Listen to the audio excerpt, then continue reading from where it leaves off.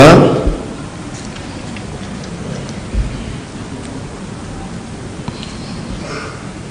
J'ai vu des agents venir vers moi.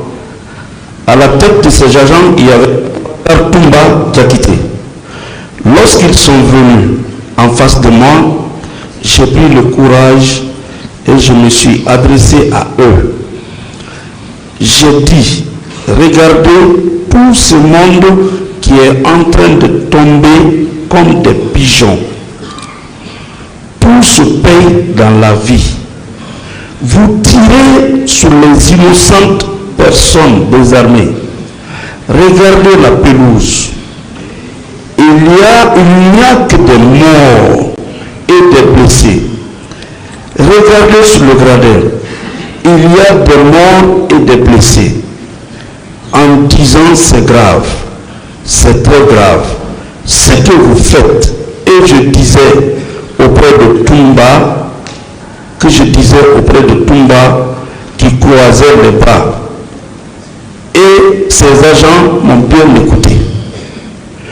Toumba a rétorqué en disant à ses agents, occupez-vous de lui. Alors ils sont venus au nombre de 6. J'ai protesté. Le premier qui est venu vers moi m'a arraché mes téléphones. Et j'ai réagi en prenant. Et j'ai persisté. Toumba lui a dit, rendre mes téléphones. Et il les a rendus. Au moment où je mettais mes téléphones dans ma poche, un second agent m'a donné un coup sec de crosse au milieu de ma tête. Je me suis effondré. Alors tous sont venus et me tapaient sur moi, sur mon corps, et je suis tombé en inconscience. Ils m'ont laissé croyant que j'étais mort au milieu des cadavres. Ça, c'est un militant que vous avez conduit au stade et qui parle des agissements de Toumba. Que répondez-vous? Non, je n'ai pas de commentaire particulier sur cela. Moi, je ne l'ai pas vu. Vous savez, maître, moi j'ai vu des assaillants au stade. Quel intérêt aurions-nous pour dire qu'un assaillant était bon? Les gens qui sont venus au stade, quel intérêt on avait? Moi, je ne l'ai pas vu tuer quelqu'un. Je ne l'ai pas vu avec une arme. Je ne l'ai même pas vu avec un gourdin. Ce que j'ai vu, il est venu, il nous a sortis du stade, il nous a conduits à la clinique, il nous a déposés à la gendarmerie et pendant qu'il nous transportait, il a eu beaucoup de compassion pour nous. Il n'a pas échangé avec nous, à l'exception de la seule réponse qu'il a donnée à Sidia Touré quand Sidia lui a demandé s'il était docteur. Il a dit oui qu'il est médecin. On n'a pas échangé avec lui, il nous a donné le lot. C'est tout ce que je retiens de Toumba. Ceux qui étaient au stade, chacun a sa version. Bon, nous n'étions plus là. Je ne sais pas si quand il nous a déposé, il est reparti au stade ou non. Ça, je ne peux pas le dire non plus. Mais le temps que nous, on a été au stade, ce temps-là, jusqu'à la clinique, jusqu'à l'état-major de la gendarmerie, ce que j'ai vu, c'est ce que j'ai expliqué au tribunal. Le tribunal a pris. Vous avez parlé de fausses communes dans votre déposition. Je dois aussi souligner qu'il y a eu des nombres et même des fausses communes qui ont été préparées uniquement lorsque les autorités ont compris que la communauté internationale s'était saisie du problème. Je ne connais pas les lieux de ces fausses communes, mais certains disent qu'il serait au camp Alpha Yaya et à l'aviation militaire. Monsieur le Premier ministre, après les événements, vous êtes devenu membre du gouvernement, non? Oui, tout à fait. Ministre des Affaires étrangères. Oui. Vous avez cherché à vérifier cette information pour aujourd'hui que le peuple soit édifié? Le dossier du 28 septembre, j'ai été dans le gouvernement qui est venu après, j'ai été secrétaire général à la présidence J'ai été ministre des Affaires étrangères. Je suis resté 5 ans. J'ai fait le premier mandat du président Alpha. Mais je crois que je ne partageais pas la position du gouvernement sur l'affaire du 28 septembre. Parce qu'entre-temps, moi, je faisais des déclarations sur le 28 septembre. Moi, je faisais des publications sur le 28 septembre. J'ai toujours réclamé la justice pour le 28 septembre. Je n'ai pas varié. Mais je n'avais pas la charge de faire des enquêtes. Il appartenait au ministre de la Justice et autres, et à l'autorité d'ordonner. Mais dès lors que, dès après l'élection, comme je l'ai dit dans mon introduction, je l'ai dit qu'au titre de la complémentarité, le gouvernement avait demandé que le massacre du 28 septembre soit jugé par une juridiction nationale et la Cour pénale internationale lui en a donné pleinement droit. Donc il appartenait au gouvernement d'organiser le procès et moi, je n'étais pas ministre de la Justice. Il ne m'appartenait pas donc de rentrer dans ces détails. Mais la différence, tout le monde le sait en Guinée, je n'ai jamais arrêté de parler du massacre du 28 septembre. Jamais. Je l'ai toujours fait. J'en ai toujours parlé. Je n'oublierai jamais le souvenir de cette journée. Je n'oublierai jamais ce que les femmes ont enduré ce jour-là. Je n'oublierai pas les jeunes qui sont morts là-bas, qui n'ont rien fait, qui aspiraient seulement à la liberté, au changement. Et on les a massacrés. Jamais je n'oublierai. Et c'est la raison pour laquelle je ne me suis jamais tué. Tous mes interlocuteurs qui sont ici ou à l'extérieur, tout le monde sait que j'ai toujours parlé du 28 septembre. Mais je n'étais pas en charge de la justice. Et dès lors que le gouvernement avait décidé qu'il allait créer cette juridiction nationale, il appartenait maintenant au ministre de la Justice de prendre le devant. Malheureusement, ça a pris 13 ans. Et vous savez comment ça s'est passé. Voilà. Il a fallu attendre le changement du 5 septembre pour que le nouveau gouvernement, les nouvelles autorités aient le courage de rouvrir ce dossier rapidement et de mettre en place une juridiction nationale compétente que j'ai devant moi, que j'apprécie, pour juger de cette affaire. C'est la première fois en Guinée et de voir cette pléiade d'avocats. On n'a jamais vu ça dans ce pays. Il y a eu beaucoup de massacres, plus de crimes de masse ici. Mais je suis très heureux, comme je l'ai dit, de voir la jeunesse de ce tribunal-là et de voir des gens compétents qui sont là, des avocats chevronnés. Ça, c'est un exemple qu'on donne. Ce que j'aurais souhaité, moi. Et je crois que la réalisation, le jour où j'ai appris que le procès va se tenir, j'ai fait un tweet. Vous pouvez le retrouver dans mes tweets. Mais à l'époque, ce n'était pas à moi de décider. Voilà, maître. D'accord. Monsieur le Premier ministre, votre combat, c'était d'éviter la candidature militaire. Vous êtes arrivé au stade parce qu'il y avait des velléités. Vous l'avez dit. Dieu aidant, ces velléités sont passées. Le pouvoir est revenu aux civils. Vous avez été ministre secrétaire à la présidence. Donc, le tout du président, en un mot, est ministre secrétaire général à la présidence de la République. Vous n'avez pas pu inciter notre justice à organiser ce procès. Au moment où tout était frais, les indices étaient là. Parce que moi, quand je passe devant le stade, j'ai la chair de poule. Tout a disparu. C'est ma dernière question. Vous êtes parti au stade. Dieu vous a sauvé. Dieu vous a donné le pouvoir. Pourquoi n'avez-vous pas organisé le procès? La politique, le droit discipline la politique, mais ne le domine pas, ne la domine pas. Quelle que soit la force du droit, elle peut discipliner la politique, mais ne peut jamais dominer la politique. Vous êtes arrivé, ministre secrétaire général à la présidence, ministre des Affaires étrangères, fonctionnaire international. Pourquoi vous avez fait attendre à la Guinée 13 ans avant que cette juridiction ne voie le jour et que ce jugement n'ait lieu?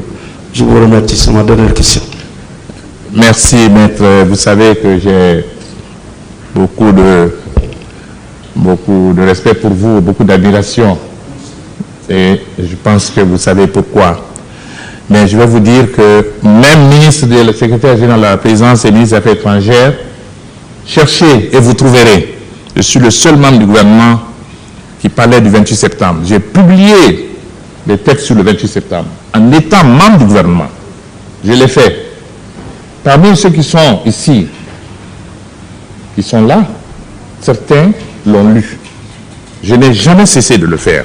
Donc, si ça ne dépendait que de moi, le procès du massacre du 28 septembre se serait tenu il y a très longtemps. J'étais un avocat de la tenue de ce procès. Je n'ai pas été écouté, certainement que ça a pris du temps. Et j'étais très heureux quand le ministre Sako est devenu ministre de la Justice. Et on est resté au gouvernement quelques mois, malheureusement, ensemble. Mais c'est lui qui a fait avancer ce dossier. Il sait ce que je lui disais. Mais je n'avais pas le pouvoir d'organiser ce procès. Si je l'avais, ce procès aurait été tenu par une juridiction nationale depuis très longtemps. Mais je n'ai jamais perdu espoir parce que je savais que ce sont des crimes imprescriptibles et que tôt ou tard, si le gouvernement ne le faisait pas, la CPI allait s'emparer du dossier. C'est clair, parce que c'était leur dossier. La juridiction nationale qui est ici aujourd'hui, je salue la tenue de ce procès par une juridiction nationale, mais je sais que c'était le dossier de la Cour pénale internationale. Et c'est le sens de la complémentarité qui a fait que le procès a été délocalisé et à juste raison, pour que ce soit une juridiction nationale compétente qui puisse juger de cette affaire-là. Ce dont je m'en félicite sincèrement. Mais si on n'avait pas fait ce procès, la CPI aurait pu commencer à reprendre ce dossier en main. Et ça grinçait déjà. Ça commençait. Et quand le ministre Sako était là, il a eu plusieurs contacts avec la CPI. Et moi-même, ministre des Affaires étrangères, j'ai longuement parlé avec le procureur de la CPI. Tous savaient que si ça ne dépendait que moi, bien qu'étant à l'intérieur du gouvernement, je faisais peut-être la différence. J'étais un militant du procès du massacre du 28 septembre. Je ne l'ai jamais caché.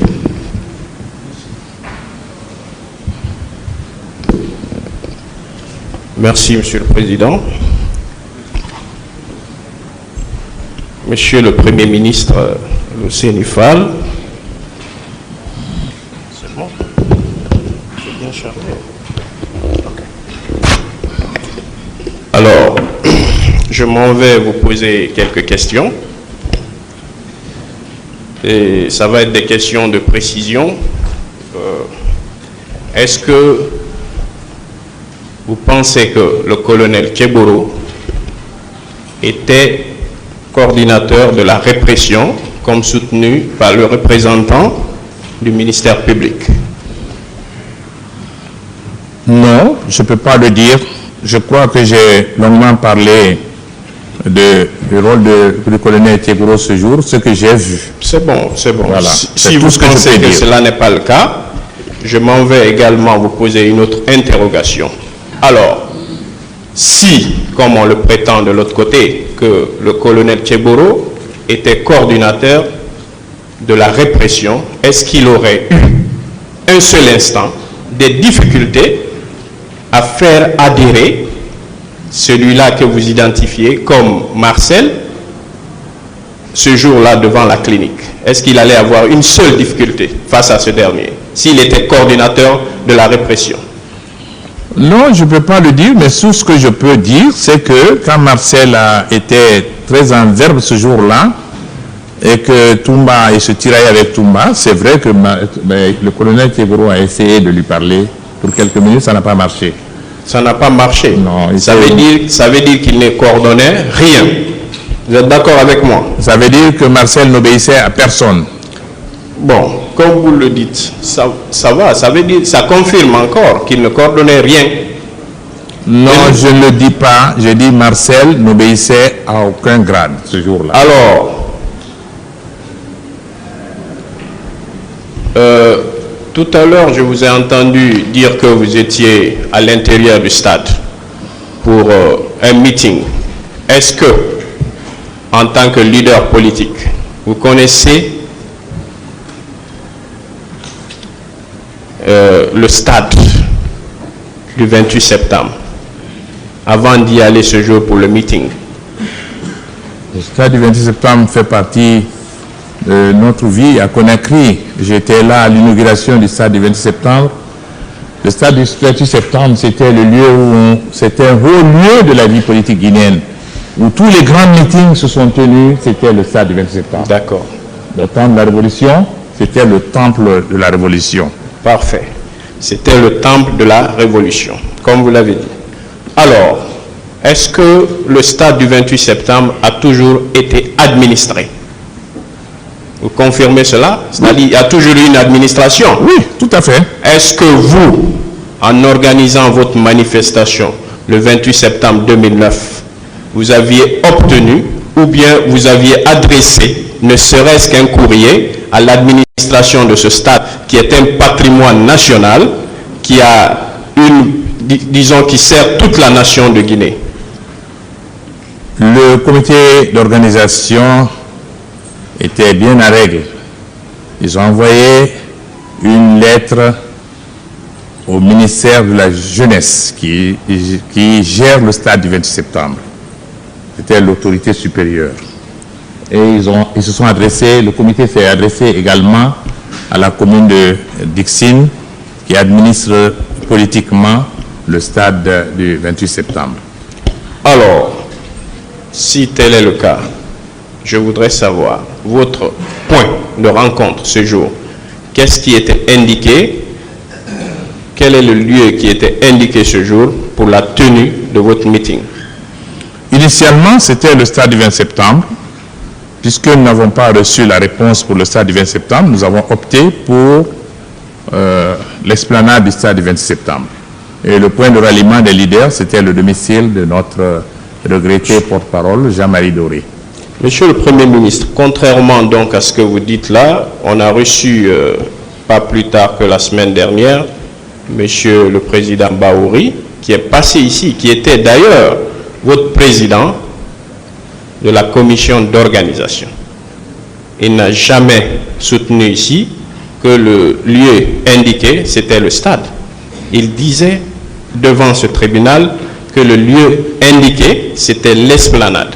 Qu'est-ce que vous en dites? Bon, maître, vous n'avez pas suivi le procès. Bahouri a été très clair. Et il a bien expliqué au tribunal que la demande a été faite au ministère de la Jeunesse pour le stade. C'était notre décision au niveau des forces vives. Et le stade, on n'a pas reçu la réponse du stade. Et donc, nous avons changé pour prendre l'esplanade. Jean-Marie, plutôt, Bahouri n'a pas dit que c'était le seul lieu qui était retenu. Il a expliqué ici, à cette barre, que c'était l'intérieur du stade qui était retenu par nous. Il ne parlait pas en son nom, il parlait en notre nom, à tous. Et ce qu'il vous a dit ici, je le cautionne et j'y adhère. Mais il avait indiqué que c'était le stade qui était indiqué. Nous n'avons pas eu l'autorisation pour le stade. Nous avons décidé ensemble de faire sur l'esplanade. Alors, est-ce que vous pouvez faire une différence entre le stade et l'esplanade du stade? Oui. Est-ce qu'il y a une différence? Oui. Alors, quelle est la différence? Si nous considérons le stade, c'est l'enceinte à l'intérieur. Et l'esplanade, c'est une place extérieure. Alors, l'administrateur du stade, est-ce que vous savez que c'est lui qui gère également l'esplanade du stade? Oui, d'une certaine manière, oui.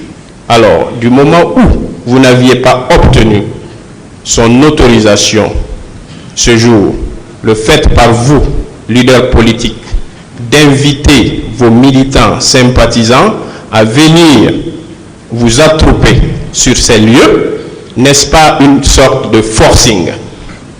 Non, pas du tout. D'abord, nous n'avons pas reçu de lettre écrite du directeur du stade pour nous dire qu'on n'était pas autorisé à venir là. On n'a rien reçu d'officiel. Oui, on n'a pas eu de réponse à notre lettre. Donc, nous considérons, d'ailleurs, dans certaines situations, on dit que qui ne dit rien consent. On aurait pu considérer que... c'est un forcing, vous êtes d'accord? Non, vous avez compris ce que j'ai dit. J'ai dit, dans certaines circonstances, on dit qui ne dit rien consent. Pas la matière. On n'a pas reçu de lettre. On n'a pas eu de... Sauf qu'en la matière, c'est inopérant. Vous aviez adressé un courrier qui est revenu sans réponse. Vous connaissez les voies de recours, monsieur le ministre. Alors, on va continuer. Oui. J'ai un problème avec vous. Oui. C'est cette disparité que je constate entre votre déposition ici à la barre et ce qui existe dans le procès verbal. Parce que moi, j'ai été un de vos admirateurs. J'ai été de loin un sympathisant de FUDEC. J'espère que vous l'êtes encore. Ben, FUDEC, c'est du passé. Oui. Mais, Monsieur le Président, je suis encore choqué parce que dans votre procès verbal, ce que vous venez de déclarer ici, ce n'est pas ce qui s'y trouve. Vous avez clairement indiqué devant le pool de juges d'instruction qu'il y avait telle personne à la tête d'un contingent. Vous êtes quand même un homme d'État. Je voudrais savoir, votre déclaration, c'est avant les événements ou bien c'est après les événements? C'est une question bête, mais je sais que vous allez donner la réponse. Bien entendu que cette déclaration a été faite après les événements. Voilà, c'est bon. Laissez-moi répondre. Ok, allez-y. Laissez-moi répondre. Autant on ne pouvait pas faire de déclaration avant les événements, ça au moins c'est évident. Oui. Nous avons fait la déclaration après, mais je vous dis encore une fois qu'on nous a dit de faire une déclaration sommaire, c'était ce qui a été demandé. Le rapport que vous avez à main, si vous le lisez, vous le verrez. Ce qui est constant, j'ai vu rentrer Toumba, il était avec les militaires. Les tout premiers qui sont rentrés, je l'ai vu. Je n'ai aucune raison de couvrir Toumba. Je ne le connais pas et il faisait partie pour moi de ceux qui sont venus au stade. Donc, je n'ai aucune raison. Mais je dis ce qui est. Mais je l'ai vu sur le terrain. La manière dont il a opéré, c'est ce que je vous dis devant le tribunal. Et je suis autorisé devant ce tribunal, en dehors, en plus de ce qui est là, d'être beaucoup plus précis devant un tribunal. Et c'est ce que je suis en train de faire. Entièrement d'accord avec vous. Mais, Monsieur le Président, lorsque vous dites dans votre procès verbal, après avoir vécu les faits, on vous demande de rapporter ces faits de manière sommaire, comme vous l'avez dit. De manière sommaire, vous avez identifié des personnes. Il y avait assez de militaires au stade, mais vous n'êtes parvenu qu'à l'identification de 2 d'entre ces militaires. Maintenant, vous dites qu'un d'entre ces 2 était à la tête d'un contingent et que c'est seulement lorsqu'il a constaté que vous étiez dans de mauvais états qu'il a pris sur lui la responsabilité de vous sortir du stade. C'est ce que vous aviez déclaré devant les juges d'instruction. Et c'est ce qui est versé au dossier. La question alors, monsieur le Premier ministre, pourquoi ce changement? Pourquoi? Est-ce que c'est dû au fait que vous aviez suivi ce procès de loin, que vous avez eu le réflexe de venir rectifier ce que vous aviez précédemment déposé? Non, maître, non. Je crois que tous les Guinéens se souviendront qu'en 2009, fin 2009, après le massacre, tout le monde se souviendra que j'avais fait une interview sur les radios ici, où j'avais annoncé que Toumba nous a sauvés au stade du 20 septembre. Tous les Guinéens le savent. Et tout le monde a entendu la réplique qui avait été faite à l'époque par un journaliste, bon, ça fait partie de la bagarre, et qui a fait des choses pour nous attaquer, Alpha et moi, pour dire voilà. Mais c'est constant. Mais ce que je veux vous dire, vous avez mentionné 2 militaires, ce sont les 2 que j'ai identifiés, je ne connaissais pas les autres. Même Marcel, je ne le connaissais pas. C'est parce que Marcel s'est particulièrement illustré que j'ai pu mettre un nom sur le visage. J'allais en venir. Justement, c'était la suite logique de ma question. Vous aviez identifié 2 militaires dans votre procès verbal. Nulle part, il ne ressort le nom de Marcel. Mais ici, devant ce tribunal, vous venez de soutenir que Marcel était avec vous à la clinique. Pourquoi c'est maintenant que vous déclarez Marcel? C'est parce que vous avez suivi le procès ou bien quoi? Non, pas du tout. Si vous lisez le procès verbal, vous verrez que j'ai dit que c'est un garde, la garde présidentielle qui a sorti la grenade. Je l'ai dit dans le PV, relisez. Et c'était bien Marcel. Oui. Je le savais. Je le savais, mais c'est la manière de parler. Mais je l'ai dit que c'est un garde, la garde présidentielle. Il n'y en avait pas beaucoup que j'ai vu là-bas. Mais celui que nous avons identifié était bel et bien Marcel qui était là. Oui, vous savez pourquoi j'ai du mal à saisir cette partie, Monsieur le Président? Parce que lors de votre narration ici, vous aviez déclaré qu'à la clinique, lorsqu'il y a eu tiraillement, que le lieutenant Toumba Diakité ne cessait de prononcer Marcel, Marcel. Alors, donc, ça veut dire que vous connaissiez, avant votre interrogatoire, par devant le pôle de juge d'instruction, le nom, l'identité de la personne qui menaçait avec cette grenade. Pourquoi vous ne l'aviez pas cité? Mais maître, j'ai dit qu'il s'agissait de... Il y a beaucoup de choses que je viens de dire ici qui ne sont pas dans le procès verbal. Même des choses positives, si vous prenez Toumba. Je n'ai pas dit dans le procès verbal que Toumba dans la voiture nous a donné de l'eau, nous a donné des compresses, je n'ai pas mentionné. Pourtant, c'est des faits positifs. Je ne l'ai pas mentionné. Et pourtant, je le savais. Mais je savais que c'est Marcel qui était là. Nous, on a su que c'est Marcel qui était là. Moi, j'ai préféré dire un garde. C'était un juge d'instruction, j'ai dit de façon sommaire. Donc, j'ai donné des informations sommaires au juge. Mais je savais que c'était Marcel. Quand nous quittions la clinique Ambroise Paré, nous savions que c'était Marcel. Et dans le véhicule, on a parlé de Marcel toute la soirée avec Jean-Marie Doré. Sauf que vous ne l'aviez pas cité. Ben oui, mais j'ai... Alors, discutez pas la réponse.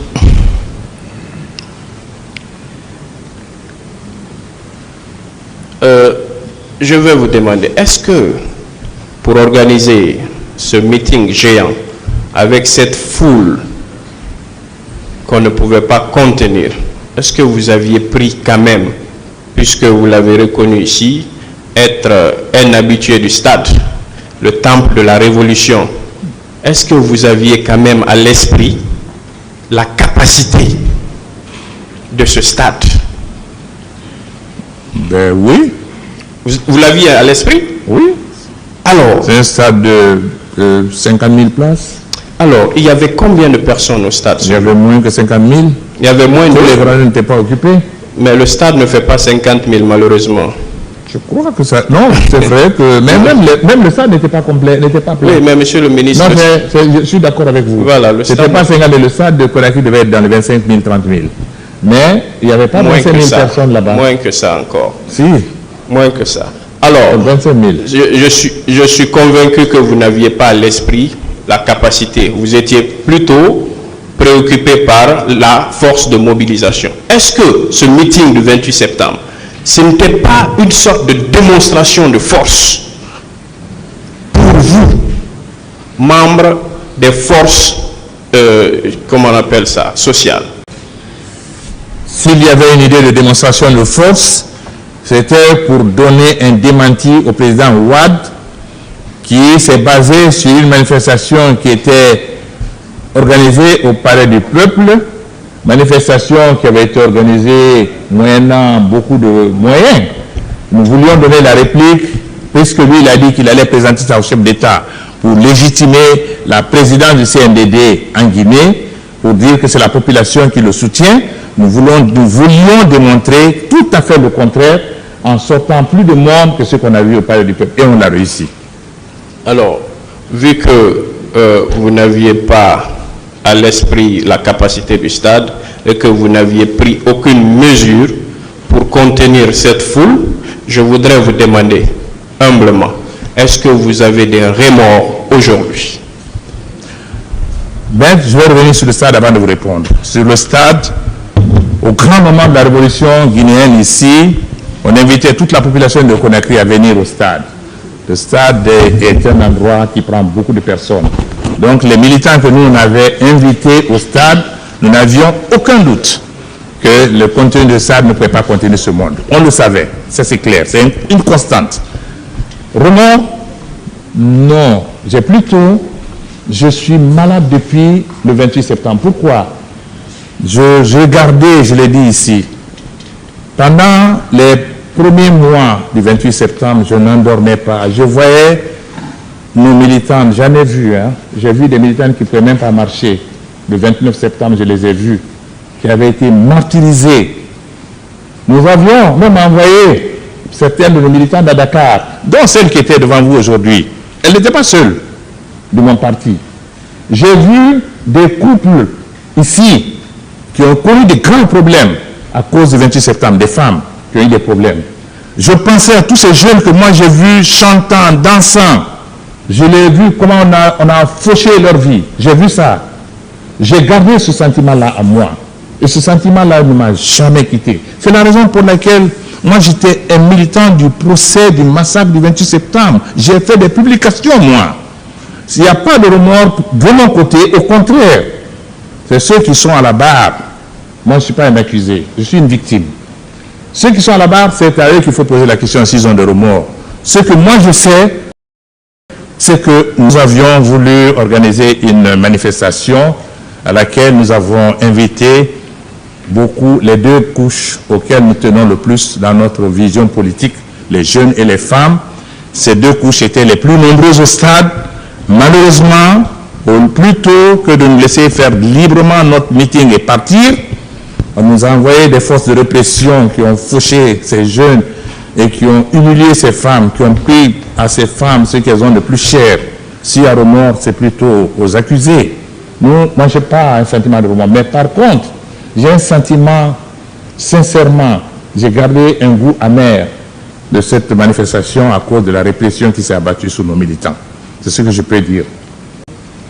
Alors, je vais terminer par vous remercier et poser ma toute dernière question. Tout à l'heure, vous avez dit que le but de cette manifestation, c'était d'apporter une réponse au président, à l'ex-président Ablaye Wade.